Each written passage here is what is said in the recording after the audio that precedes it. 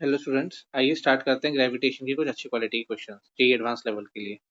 पहला question read कीजिएगा video pause करके और फिर मैच करना कि आपका सॉल्यूशन मैच करता है कि नहीं करता है। देखिए क्या कह रहा है वो। हमें पता है वेलोसिटी जो होती है वो अंडर रूट आर के ऊपर इस रिलेशन में शो करता है, v is equal to k upon under root are हो जाएगा एंगुलर वेलोसिटी जो रहती है। ठीक है, अब एक बार इसका डायग्राम बना लेते हैं। तो v1 को मैं क्या लिख सकता हूँ, K upon under root i one j cap, K upon under root i R two minus sine theta i cap plus cos theta j cap. ठीक है, इसका डायग्राम ही बना के देख लो एक बार। इसका डायग्राम कुछ ऐसे बन जाएगा।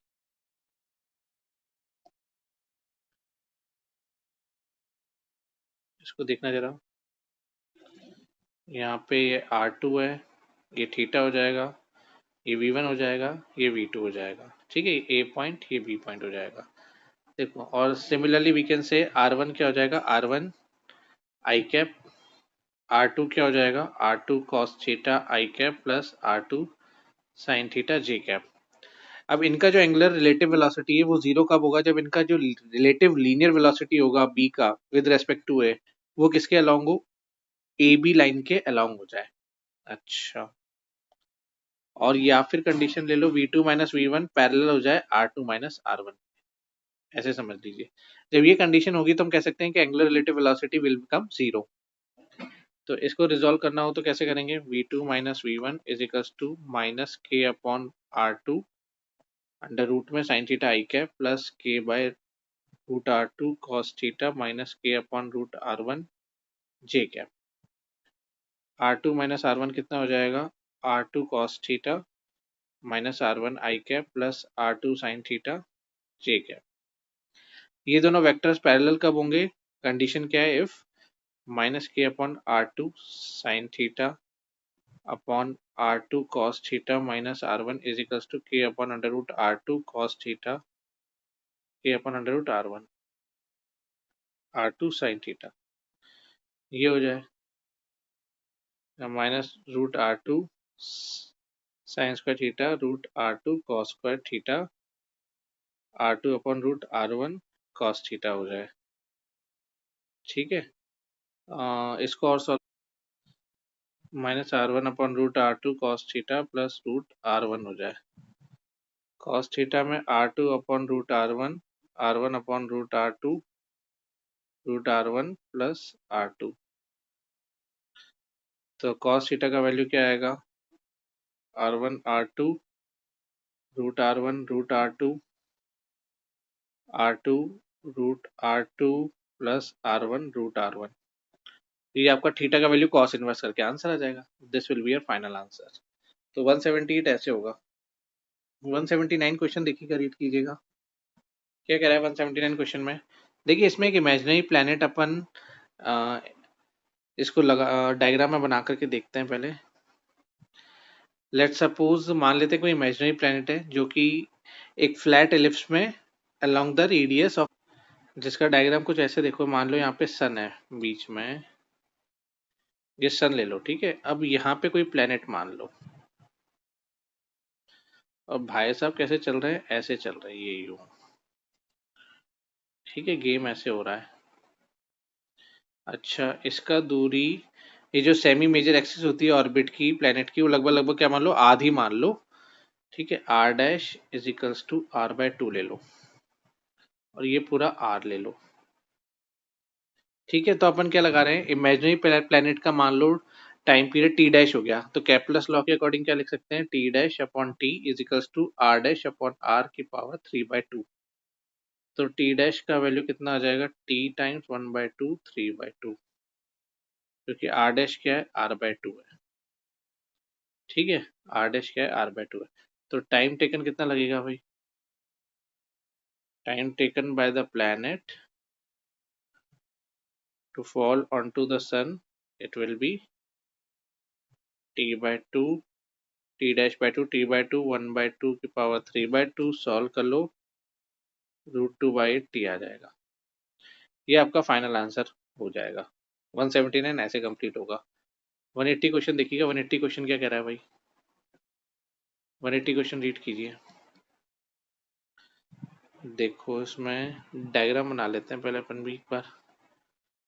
आधे रखा है, सीधे रखा है, पार्टिकल ऐसे आ रहा है ना, यूं बी पॉइंट पे u0 ले लो, ए पॉइंट पे डी ले लो। तो let V be the velocity मान ले पार्टिकल की पॉइंट बी के लिए। कंजर्वेशन ऑफ एनर्जी प्रिंसिपल लगाते हैं पॉइंट ए और बी के लिए। मैकेनिकल एनर्जी हमने कंजर्व कर दी, तो जब मैं करूँगा तो रिलेशन कुछ ऐसा आ जाएगा, half M we square, v का value under root g M by r. ठीक है, तो शेल के अंदर क्या होगा, ग्रेविटेशनल फील्ड जीरो होती है, तो जो फोर्स ऑन मास एम होगा वो जीरो हो जाएगा, तो particle will move with constant velocity. तो टाइम का हो जाएगा 2r upon V, 2 under root r³ upon G M. ये आपका 180 का फाइनल आंसर आएगा। 181 देखिएगा, 181 क्वेश्चन क्या कह रहा है। 181 क्वेश्चन रीड कीजिएगा भाई। वी नॉट क्या होता है, जी एम बाय आर होता है, हमारी ऑर्बिटल वेलोसिटी होगी सैटेलाइट की। M is mass of Earth. Absolute velocity निकालनी है पार्टिकल की, वो कितनी होगी, Vp is equal to V plus V naught, लगभग लगभग इतना। ठीक है, अब इसका डायग्राम भी बना लेते हैं। देखो ये तो हमारी अर्थ हो गई, ये हमारा पार्टिकल हो गया, ये हमारा पार्टिकल ऐसे जा रहा है, Vp डैश, यहाँ पे Vp हो जाएगा √5/4 वी नॉट।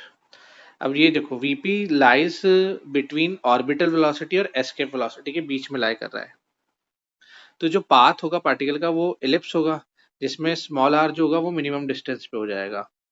ठीक है, तो आर डैश को मैक्सिमम डिस्टेंस मान लेते हैं और वीपी डैश उसका वेलोसिटी मान लेते हैं उस मोमेंट के लिए। ठीक है, तो R dash will become the maximum distance.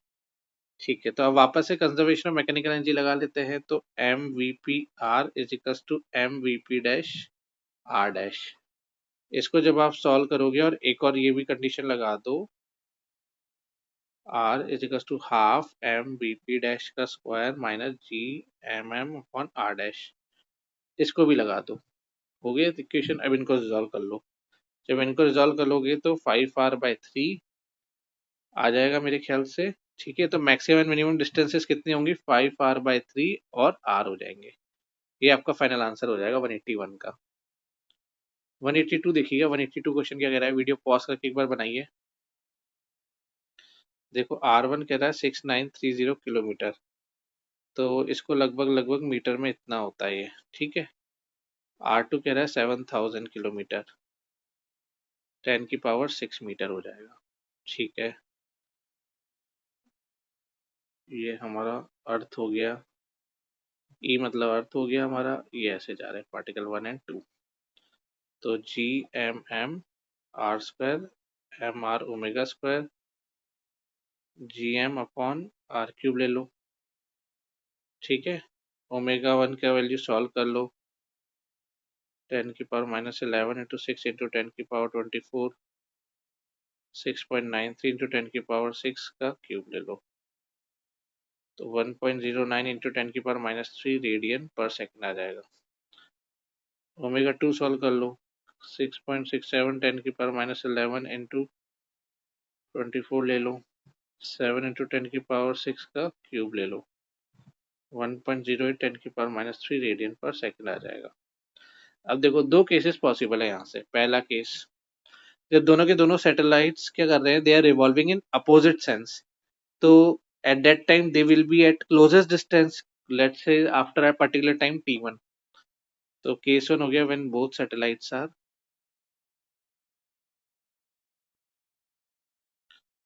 revolving in opposite sense। ठीक है, तो they will be at a closest distance after a time t1, तो omega t1 plus omega 2 t2 2 पाई हो जाएगा, तो यहाँ से t1 का value 2 pi upon omega 1 plus omega 2 हो जाएगा, 2 पाई 1.09 1.08 10⁻³ इसको सॉल्व कर लो, 2 पाई अपॉन 2.17 10⁻³ इंटू आवर। इसको जब आप सॉल्व करें तो लगभग लगभग 0.8 आवर आएगा। केस 2 मान लेते हैं, जब दोनों when both satellites are revolving in same sense, when both satellites are revolving in same sense, ठीक है। तो they will be at a closest distance after time t2, omega t2 is equals to omega 1 t2 omega 2 t2 plus 2 pi. हमने ये assume माना है t2 is equals to 2 पाई, इतना आ रहा है भाई हमारा आंसर, ठीक है। तो इसको सॉल्व कर लो, 2 पाई अपॉन 0.01 100 इंटू 24। इसको जब आप सॉल्व करेंगे तो 7.27 लगभग लगभग डेज आ जाएंगे, ठीक है। तो करेक्ट आंसर लगभग लगभग हमारा यहाँ पे अगर अपन ओमेगा 1 और ओमेगा 2 की एब्सोल्यूट वैल्यूज ले लें तो लगभग लगभग यहाँ पे आंसर 4.5 डेज बैठ जाएगा, ठीक है। पर ठीक है, हमारा यहाँ आ रहा है सॉल्व, कैलकुलेशन हमें पता चली गई कैसे करनी है। नेक्स्ट क्वेश्चन पे आइएगा। 183 क्वेश्चन क्या कह रहा है भाई, वीडियो पॉज करके एक बार बनाओ खुद से, डायग्राम बनाते हैं इसका डायग्राम, ठीक है। ये आर हो गया, ये क्यू हो जाएगा, यहाँ से वी नॉट, ये पी पॉइंट, ये एच 30 डिग्री हो जाएगा अल्फा का वैल्यू, ठीक है। ये पूरा स्मॉल आर। तो let velocity at highest point be V and R plus H is equals to small R ले लो। तो कंजर्वेशन ऑफ एंगुलर मोमेंटम लगाते हैं अपन, कहाँ कहाँ पे, पी पॉइंट पे लगा देते हैं और एक क्यू पॉइंट पे लगा देते हैं। तो M we R is equals to M V naught R cos 30 हो जाएगा। तो v का value √3 V naught R upon 2r हो जाएगा। फिर वापस से कंजर्वेशन ऑफ मैकेनिकल एनर्जी लगा दो पी और क्यू के बीच में, तो half M V naught square G M M R G M M small are हो जाएगा। इसकी वैल्यूज डाल दो भाई, minus G M M upon R, half M 3 V naught square R square 4r square upon small are हो जाएगा, ठीक है। V naught square 2gm by R ले लो, 3 V naught square R square upon 4r square ले लो, minus 2gm upon are ले लो। इसको जब आप सॉल्व करोगे 1.5 gm upon R minus 2gm upon R is equals to 3/4 gm upon R, capital R square small R square minus 2gm R, यहाँ पे V naught का वैल्यू क्या है 5gm upon R, minus 1/2r is equals to 9/8r, R square upon R square minus 2/r, ये हो जाएगा यहाँ पे, ठीक है। इसको सॉल्व करो, minus 4r square 9r square minus 16r small are हो गया, 4r square 16r small r plus 9r square is equals to 0। R का value 16r plus minus 256r square minus 144r square upon 8 हो जाएगा। Are का value और solve करो, 58r upon 8 हो जाएगा, 3.32r हो जाएगा और 0.67r आ जाएगा। आर का लगभग लगभग ये है, तो अपन इसको कितना मान लेते हैं, आर 3.23r, एच का value R minus capital R 2.323r आ जाएगा। ये 183 आपका ऐसे रिजॉल्व होगा। 184 क्वेश्चन देखिएगा, 184 क्वेश्चन क्या कह रहा है, वीडियो पॉज करके एक बार आप बनाइए। ऑर्बिटल वेलोसिटी हमें पता है कितना होता है, gm अपॉन a होता है, ठीक है। अच्छा, डायग्राम बनाओ भाई एक बार तो, ठीक है। अब ये हमारा रॉकेट ले लो यहाँ पे कहीं,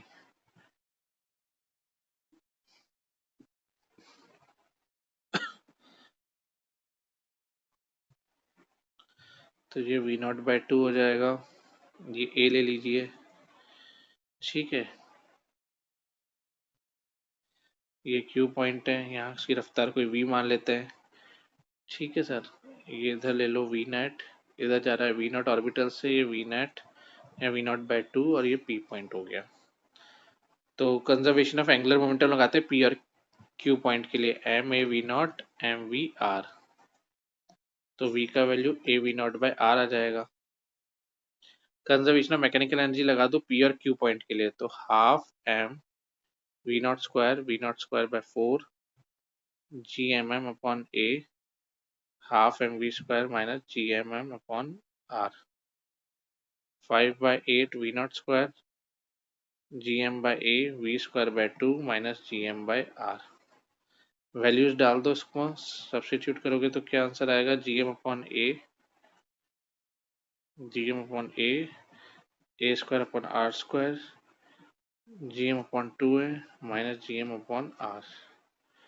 इसको जब आप सॉल्व करोगे तो a upon 2 r square minus 1 upon r इतना बैठेगा ये लगभग।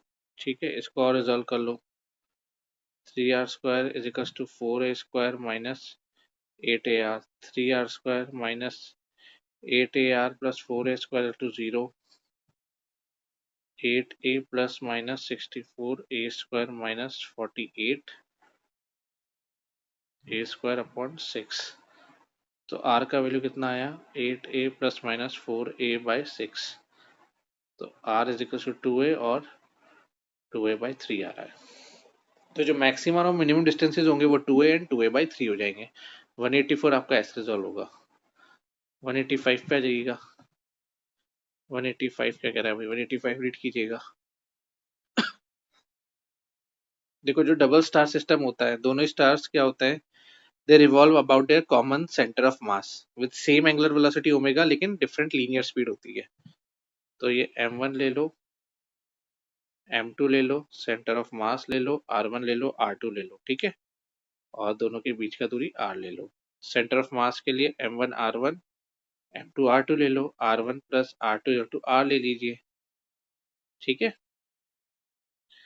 तो r1 का value m2r upon m1 plus m2 आ जाएगा, r2 का value m1r upon m1 plus m2 आ जाएगा। सेंट्रीपिटल फोर्स लग रहा है दोनों हर स्टार के मोशन के लिए जो ग्रेविटेशन फोर्स प्रोवाइड कर रहा है, तो m1 r1 omega square r2 omega square g m1 m2 r square, ठीक है।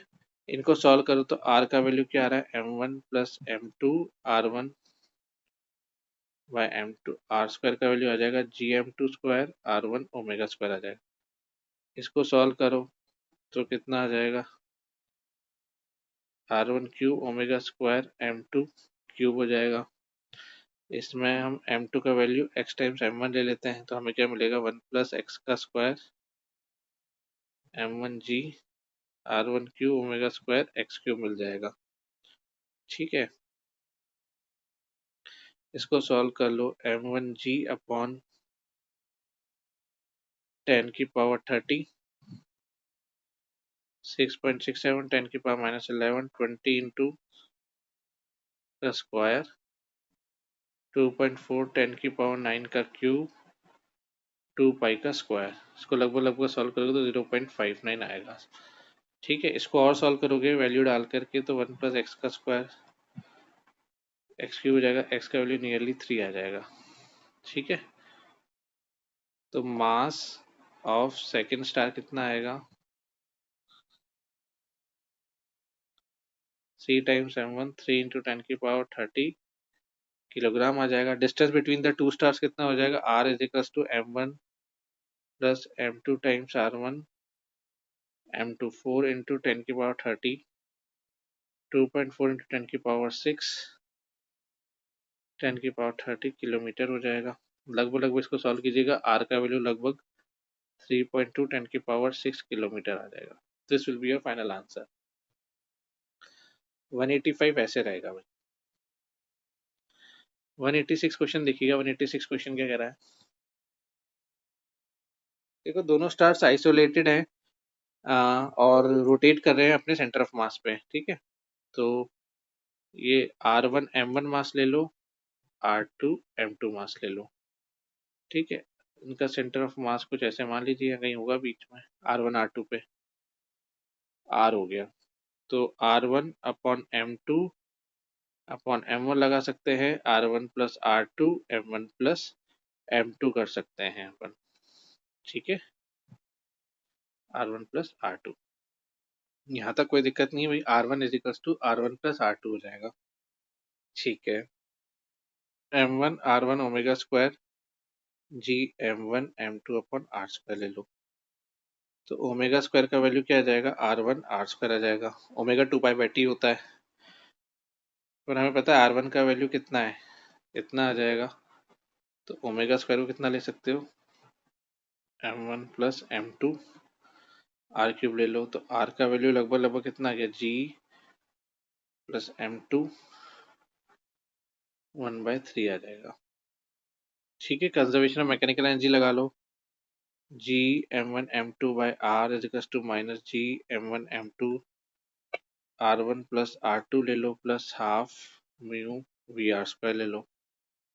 ठीक है, म्यू हमारा रिड्यूस मास हो गया M1 M2 upon M1 plus M2। ठीक है, अच्छा अब VR क्या हो जाएगा यहाँ पे भाई, ये हो जाएगा relative velocity between two stars. इसको सॉल्व कर लो भाई। VR स्क्वायर हो जाएगा 2G M1 M2 upon mu 1 upon R1 plus R2 minus 1 upon R। 2G M1 M2 upon M1 M2 upon M1 plus M2 हो जाएगा 1 upon R1 plus R2 minus 1 upon R। इसको जब further solve करोगे तो 2G M1 plus M2 आ जाएगा 1 upon R1 plus R2 minus 1 upon R। ठीक है, सब वैल्यूज डाल दो। VR का वैल्यू क्या आ जाएगा, 2G M1 plus M2 1 upon R1 plus 1 upon R2 4 pi square G M1 plus M2 T square और 1/3। This will be a final answer. ये आपका 186 ऐसे हो जाएगा। ठीक है, 187 देखिएगा, 187 रीड कीजिएगा भाई। 187 क्वेश्चन क्या कह रहा है, वीडियो पॉज करके बनाओ अच्छे से। देखो, टोटल मैकेनिकल एनर्जी तो कंजर्व रहेगी, तो इनिशियल वेलोसिटी V0 मान लो। तो टोटल मैकेनिकल एनर्जी का फॉर्मूला अपन ये ले लेते हैं, -3 GM small m A upon √3। ठीक है, फाइनल पोजीशन पे काइनेटिक एनर्जी 0 हो जाएगा। At final kinetic energy become 0। तो body will be at a distance, body is at a distance of 3A square plus A/√3 square from each star. तो potential energy क्या होगी, -GM small m upon 28/3। ठीक है, तो total mechanical energy क्या हो जाएगी भाई, E2 is equal to -3 GM small m upon A 3/28 हो जाएगा। इक्वेशन को सॉल्व कर लो, half mV0 square GMM upon A 3√3 √3 upon 28 2GM by A 3/28 ये आ जाएगा 187। This is how it will be done.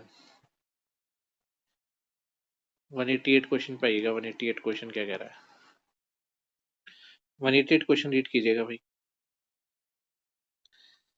देखिए, ये A पॉइंट हो गया, ये B पॉइंट हो गया, ये H हाइट हो गई, रो हो गया, ये R हो गया। ठीक है, तो GA क्या हो जाएगा हमारा, G 4/3 pi R cube rho upon R square 4/3 G pi R rho. GB क्या हो जाएगा भाई,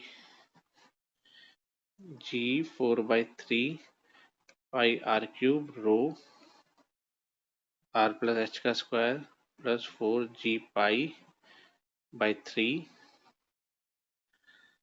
R प्लस H का cube minus R cube upon plus H का स्क्वायर सिग्मा। इसको सॉल्व करो, GB को तो क्या आएगा, 4/3 G pi R rho 1 plus H by R -2 plus 4/3 G pi R plus H minus 1 plus H by R -2 R sigma. इसको और solve करो, 4G/3 pi rho R 1 - 2H by R plus 4g/3 r plus h 1 minus 2h/r sigma. ठीक है, जी a minus g B निकालना हो तो क्या हो जाएगा, g a minus g b 4/3 g pi r rho minus 4g/3 pi rho r 1 minus 2h/r plus 4g/3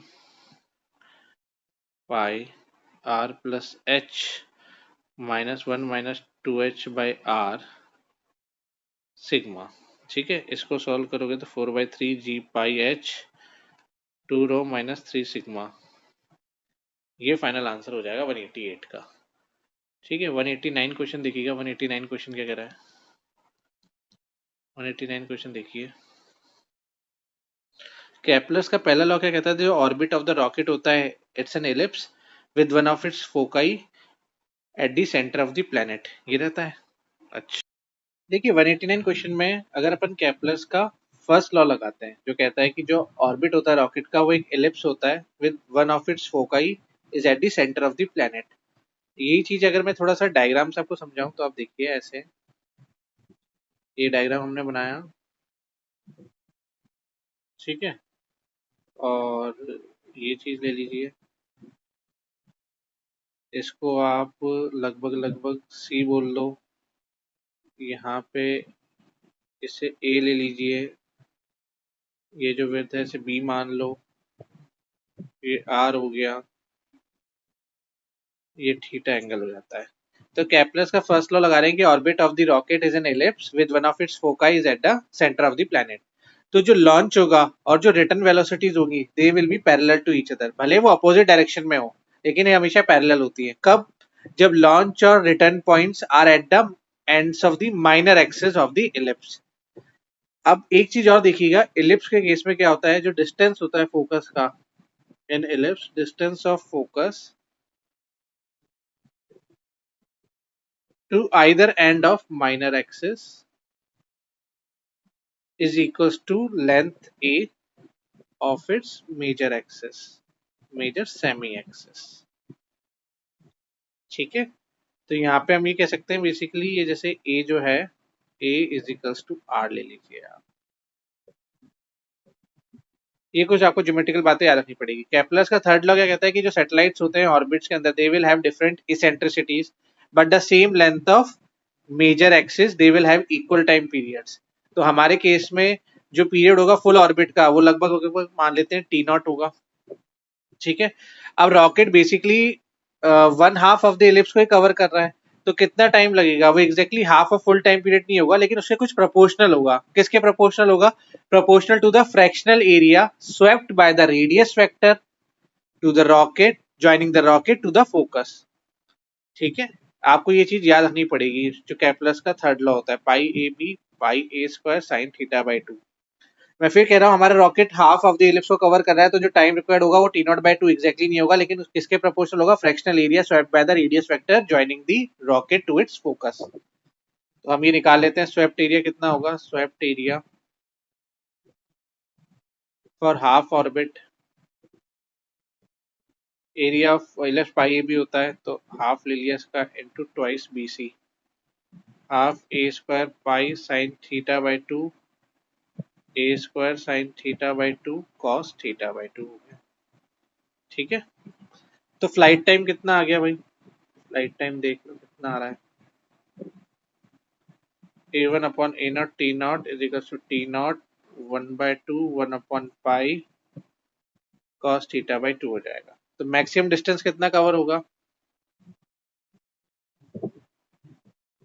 maximum distance above the surface of planet, surface of planet वो कितना हो गया, 2a minus a minus c is equals to c हो जाएगा, और इसको अपन लगभग लगभग आर कॉस थीटा बाई 2 ले लेते हैं। अब आप देखिएगा, if angle between the launch and arrival points, इसको अपन लगभग लगभग अलाउड टू जीरो कर दें, अलाउड टू अप्रोच जीरो, तो जो कैलकुलेटेड फ्लाइट टाइम आएगा उसकी मैक्सिमम वैल्यू कितनी हो जाएगी, टी नॉट 1/2 + 1/पाई हो जाएगी।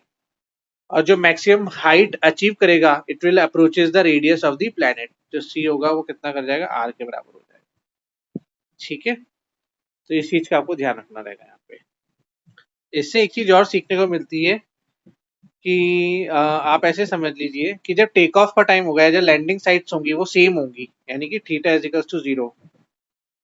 Take off timings and landing, take off sites and landing sites will be the same. तो rocket can reach at any random height, चाहे वो लार्ज हो चाहे वो स्मॉल हो। इससे एक चीज सीखने को मिलती है कि जो पीरियड है और जो मैक्सिमम हाइट है they are not continuous functions of theta at point theta is equals to 0। तो हम क्या कह सकते हैं भाई, हम ये कह सकते हैं ये है this v1 v2।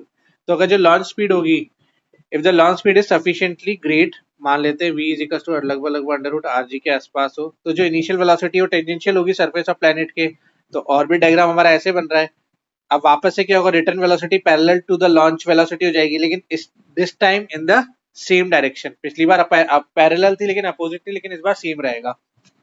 तो मैक्सिमम हाइट अचीव करने में कितना टाइम लगेगा,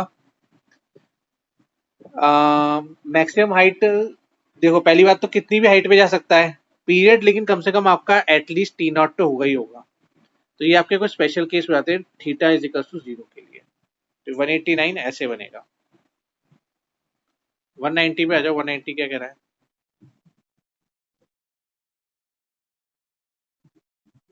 वीडियो पॉज करके एक बार पढ़िए क्वेश्चन को क्या कह रहा है वो।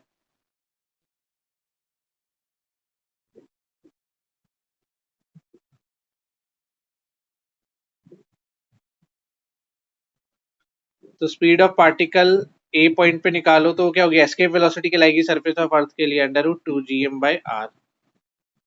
ठीक है, हाईएस्ट पॉइंट बी के लिए क्या होगा, v b is equal to 0 कर लो, कंजर्वेशन ऑफ मैकेनिकल एनर्जी लगा दो, half M v a square u b minus u a m v b minus v a. V b minus v a ले लो, minus G M upon r plus h ले लो, और इसको solve कर लो पहले थोड़ा सा। G M upon R cube 1.5 R square 0.5 R upon 100 का square S H plus 3/2 R 1/2 99/100 का स्क्वायर इंटू 1/2। इसको सॉल्व करेंगे तो एच का वैल्यू 99.5 आर आ जाएगा। तो 190 आपका ऐसे बनेगा। 191 क्वेश्चन देखिए वो क्या कह रहा है। देखिए मान लेते हैं दो स्टार्स लेने हमें, ए के C2 C1, 2A हो गया, ये M हो गया, ये 16M हो गया। ठीक है, let there be two star 1 and 2, let P be the, P मान लेते हैं कहीं पॉइंट पे C1 C2 के बीच में कहीं ना कहीं जहाँ पे ग्रेविटेशनल फील्ड 0 है। ठीक है, यहाँ पे 10A दे रखा है भाई। ठीक है, तो GM/R1² G16M R2² हो जाएगा, R2/R1 4 आ जाएगा, 10A हो गया, R2 का वैल्यू 4/4 + 1 10A हो गया, ये 8A आ गया, R1 का वैल्यू ट्वाइस ऑफ A आ गया। ठीक है, अब क्या होगा भाई, जो मास M वाली बॉडी थी उसको हमने प्रोजेक्ट करा कहाँ से, from the surface of the larger star towards the smaller one.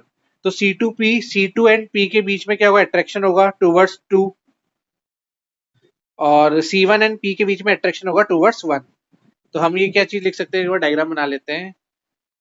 ये तो C1 ले लो, C2 ले लो,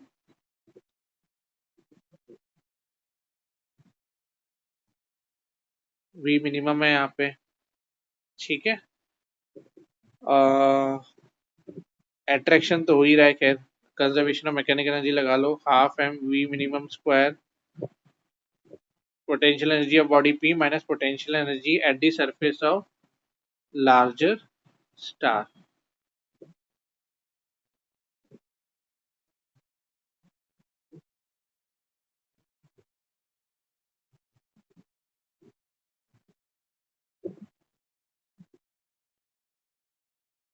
(16)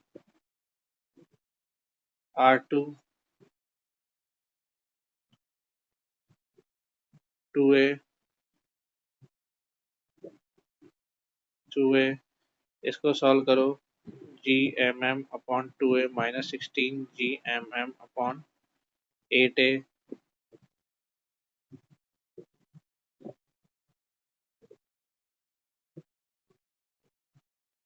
इसको आप और सॉल्व कीजिए फर्दर।